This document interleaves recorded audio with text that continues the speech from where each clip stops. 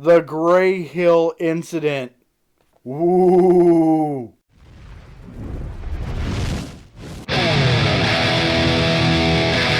Back, everybody. This is the Foul Scoundrel. Real quick, if you're new to the channel, hit that like and subscribe button and that notification icon. That way you are notified for more content that drops just like this. And real quick, if you haven't been to my online shop, do so. Check it out. I think it's 20, maybe 25% off of everything right now in my shop. Get some Foul Scoundrel merch. Support the channel. I greatly appreciate it. All right, let's get right into it. Refugium Studios produced this. Now, I saw a lot of reviews, and the reviews were not great. And I want to say they were almost 50-50, but they're not. They're a few more negative reviews than positive. And most of them I saw were people that are used to playing AAA games. When you're used to playing a AAA game, what are you used to other than an unfinished product? Had to throw it out there. Other than an unfinished product, you're used to all the bells and whistles. You're used to a player-friendly environment. Things already accounted for you, right? A narrative that you can kind of stretch into your own, a non-rails driven story, sometimes open world, sometimes more microtransactions. You the whole 9 yards. You know what to expect from a AAA game, right? This is not that. I want to say it's an A game. It is not a AAA game. With that being said, I did not formulate this review as I would formulate a review on Jedi Survivor, which is upcoming, by the way. Just secured a copy. I'm not going to set it to the same standard because it's not fair. You have a very limited group with a limited pool of resources to create an awesome product. And they delivered. In my opinion, the Greyhill incident is a fantastic story. It is one of those narrative-driven sequence of events set up one at a time for you to follow along. So you play a guy in 1992, I think, and he's in a neighborhood. It looks kind of like a mountain community. And you live alone. You have a son. You live alone with your son, and suddenly something happens. TV's not working. People are seeing weird things. Kids are reporting seeing weird things out in the woods. Buggy-eyed, gray characters out in the woods, and then UFOs show up. Boom! Right away, you're in this story. And it's not a fast-paced game. Like I was expecting something a little more fast-paced, but it wasn't. It had a slower tempo. It really built the momentum towards the end of the game. It did it really well.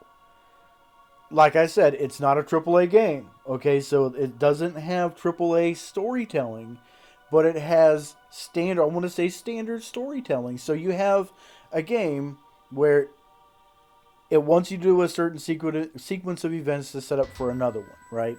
To kind of move the story along. So you do. You grab your flashlight, get your radio. You see weird things out back. Your dog runs out in the cornfield. Don't see him again. And you have your kid gets abducted by aliens, and you have this crazy neighbor, right? Everybody thinks he's insane, but and cliche, right? Only one that seems to be getting it right. So here you are running around trying to avoid these gray aliens and man is that a chore. So let's set this up. Let's start with some cons. We're going to start with the negatives. Okay, let's start with the negatives because everybody's talking about all these negative things. I'm going to start with negatives, or I want to say things to build on. Maybe for future releases. I don't know. I don't know what the Refugium Studios has planned for this, but let's take a look at some of the things they can work on. One, I noticed that when you move around, it's a little sluggish, but you're not a super soldier, right? A mechanical thing, right? Things laying on the ground. You run over it, you step over it, you don't step over anything. As a matter of fact, you can't climb or step over anything. So if there's something laying on the ground, you got to go around it or you'll get stuck. So you kind of have to crouch and stand, and kind of, or sprint your way around. Some of the stairs don't work 100% all the time. You have to go back down and run back up them. And I kind of expect that from an independent game. I don't, like I said, don't expect 100% of all the things to work correctly. Another thing, probably the game is dark. It is very dark. No matter how high you boost the gamma on the game, it's still a little dark, and that's okay. If I were to make this product, I would have done the same thing. I would have done it dark, thematic, moody. I would have gave it something very spooky vibe. I mean, it does a good job of that, but it's so dark it was hard to read into the scenery and into the background. I mean, you miss a lot of things when it's that dark.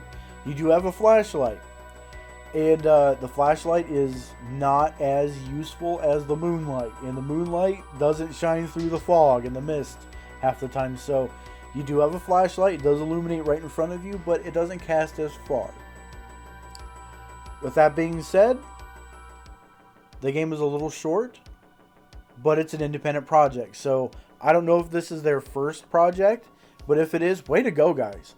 Well, way to go to show everybody, hey, look out. We're here, and we produced this product. It ain't perfect, but this is our first go at it. If it is, bravo.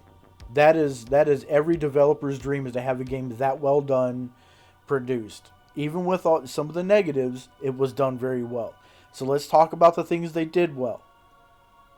Holy crap, did they do the aliens perfect. When you look at, you think gray alien, you think, yeah, the little buggy-eyed dudes with the big round heads running around. No, ain't just that. They are creepy. If you've never watched the movie Signs, directed by M. Night Shyamalan, go do it. Because these little alien guys make that same clicking sound when they talk, and it's creepy. And they're running around scanning everything. They're abducting people, and you don't want to get seen by them. As soon as you do, you get abducted. You got to run from them. There's like one to three of them after you all the time. So you have to be kind of stealthy. And the stealth doesn't work all the time, because if they see you, it's over. So I kind of like that atmosphere that, you're always on the lookout. Another thing they did really well was it took place in 1992. It felt like 1992. I was alive in 92. It felt like that. There were no cell phones. There was no high-speed internet. It was the dawning of the dial-up days, right? And walkie-talkies. So you do have a walkie-talkie. It is useful to when you communicate back and forth with everybody in your neighborhood. Another thing they did really well was character design.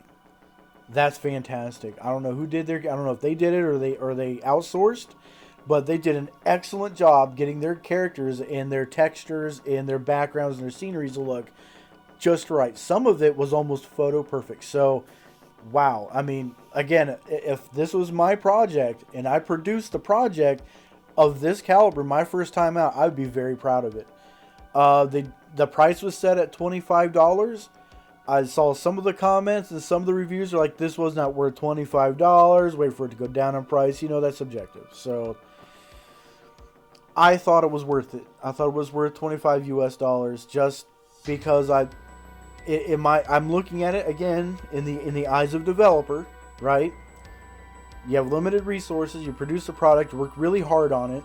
You have this caliber of work done in this amount of time, and you have a game that is essentially, I want to say, almost 4 square miles of neighborhood, and you're trying to go house to house and run away from aliens and flying saucers. It's nuts. So I like that. I like spooky, atmospheric backgrounds for survival horror. It has got to have it. I played a few survival horror. I'm like, this isn't inspiring. I don't feel horrified, but this game did it, and it did a really good job of it. It was a very like the movie Signs, almost an X-Files kind of feel to it. So I like the conspiracy background. I like the fact that I'm not going to give away the ending here. I like the fact that it does lead to where they could have more of a game here. They could add on to it, and I hope they do. I want to see more of this. So I did a complete gameplay last night. It took me a lot longer than I was expecting. But all things being said, I could probably run through the game now in about an hour and a half, maybe 2 hours. It took me almost 3 hours to do it. But it was a fun 3 hours. I wasn't bored. It's not a fast-paced game, but one, I wasn't bored. I was constantly spooked. I was constantly looking for ammo and tinfoil. And tinfoil's a thing, man. You got, they're constantly telling you, wrap yourself in tinfoil.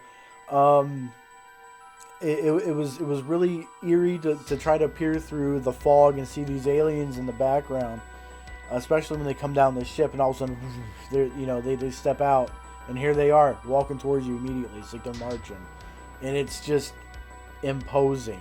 This on a small scale is how an alien invasion should, I don't know, maybe start out, or how it should be. It's spooky. So, top marks. On a scale of 1 to 10, I'm giving the Greyhill incident, all things being considered, independent studio, limited resources. It's not a AAA program at all. It is very good for their outing. Scale of 1 to 10, I've got to give it a 7.5. Is it worth $25? It's worth it to me. I would pay $25 for it. The replayability, I'm not sure. That depends on the individual. I'm going to play through it again because I have 24 out of the 26 achievements. The completionist in me says do it again. So I'm gonna go through it again. It doesn't take a long time to play through it. So it's kind of like Resident Evil, right? Where you run through the game. It doesn't take you an absorbent amount of time to do it. And then the better you get at it, the more things you can get. Right now, this game doesn't give you more things for it, but it could. I could, you know what? Refugeeum, listen up. Do Resident Evil. Do a Resident Evil style. If you do speed runs, you get extra stuff for your next run. Maybe something a little more effective against the aliens who are just hell-bent on abducting you no matter where you're hiding. And yes, you can hide in outhouses, trash cans, closets, cabinets, under beds. And yeah, and I found that on accident. I was like, whoa, you could hide under a bed. It doesn't tell you that. So yeah, there was a lot of cool things and atmospheric things in this game that really played out very well. So yeah, if you're interested in a new survival horror, you don't want to spend a crap ton of money, you want to see something new, something fresh, and there hasn't been a whole lot of this genre. There's been a few independent games like this. I want to say some, like a couple in the last few years, but nothing like this, not as good.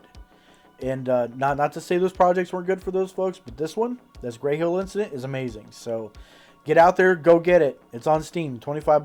PlayStation, Xbox, $25, I do believe. There's a friend of mine who's going to be picking it up probably tomorrow. He saw my video, was like, I think I'll check that out. I'm like, yeah, it's a good couple-hour game. Sit down with the kids, get freaked out. Good on a Friday night, especially when if you're an X-Files watcher, watch all the reruns. You're like, I want to play a game that reminds me of that. This is it. So, all right, if you agree with my assessment, if you want to check it out, if you've already checked it out, what do you think? Let me know in the comments below. No, serious. If you agree, let me know. If you haven't checked out my video on the gameplay, check that out. I have the link in the description. At the end of this video, I'll probably throw up a card so that you can go straight to that video. It's 2 hours and 40 minutes. I warn you. 2 hours and 40 minutes of gameplay. So yeah, go ahead and run over and check that out. And as always, folks, if you like the content of this channel, you want to support me, leave a like and subscribe. Hit that notification icon the way you are notified for more content that drops just like what you just saw. Okay, and remember, folks, if it's from a galaxy far, far away, you are never far from a good time.